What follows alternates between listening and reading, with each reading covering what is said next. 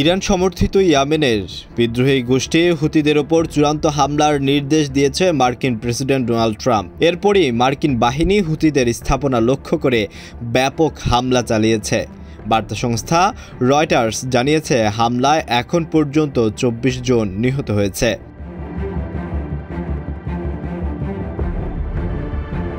মার্কিন সামরিক বাহিনীর এক মুখপাত্র জানিয়েছে, হুতিদের বিভিন্ন সামরিক স্থাপনায় বিমান ও ড্রোন হামলা চালানো হয়েছে। এর মধ্যে কয়েকটি অস্ত্র, গোলাবারুদ ও রাডার সিস্টেম ধ্বংস করা হয়েছে। এদিকে নিজের সামাজিক যোগাযোগ মাধ্যম সোশ্যাল ট্রুথে ট্রাম্প লিখেছেন, ইরানের অর্থায়নে হুতি সন্ত্রাসীরা মার্কিন যুদ্ধবিমান এবং আমাদের সেনা এবং মিত্রদের লক্ষ্য করে ক্ষেপণাস্ত্র ছুড়েছে। তাদের জলদস্যুতা, সহিংসতা এবং সন্ত্রাসবাদ মিলিয়ন ডলার নষ্ট করেছে এবং জীবনকে ঝুঁকির মধ্যে ফেলেছে। ট্রাম্পের এমন মন্তব্যের পরেই ইয়েমেনে হামলার খবর এলো। হুতি নিয়ন্ত্রিত স্বাস্থ্য মন্ত্রণালয় জানিয়েছে, হামলায় অন্তত ১৫ জন নিহত হয়েছে এবং ৯ জন আহত হয়েছে। তবে বিবিসি ও রয়টার্সের খবরে বলা হয়েছে ২৪ জন নিহত হয়েছে।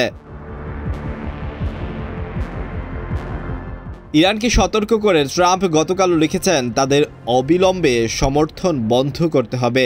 ট্রাম্প বলেছেন, ইরান যদি যুক্তরাষ্ট্রকে হুমকি দেয় তাহলে আমেরিকা পুরোপুরি এর জবাব দেবে এবং এতে আমরা ভালো হব না।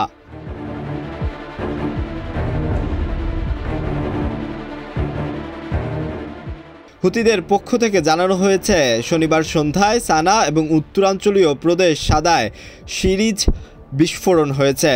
বিবিসির প্রতিবেদনে বলা হয়েছে, ইয়েমেনের সানা ও উত্তর পূর্বাঞ্চল হুতিদের দখল রয়েছে আর সেখানেই হামলা হয়েছে। বেশ কিছু ছবিতে দেখা যাচ্ছে সানার বিমানবন্দরে কালো ধোঁয়া উঠছে, তবে এসব ছবি সত্যতা যাচাই করা এখনও সম্ভব হয়নি। এক বিবৃতিতে হুতি এসব হামলার জন্য যুক্তরাষ্ট্র এবং যুক্তরাজ্যকে দায়ী করেছে। তবে বিবিসি বলছে, শনিবারের এসব হামলায় যুক্তরাজ্য কোনো প্রকার অংশ নেয়নি। আলওয়ান খান, ঢাকা প্রকাশ।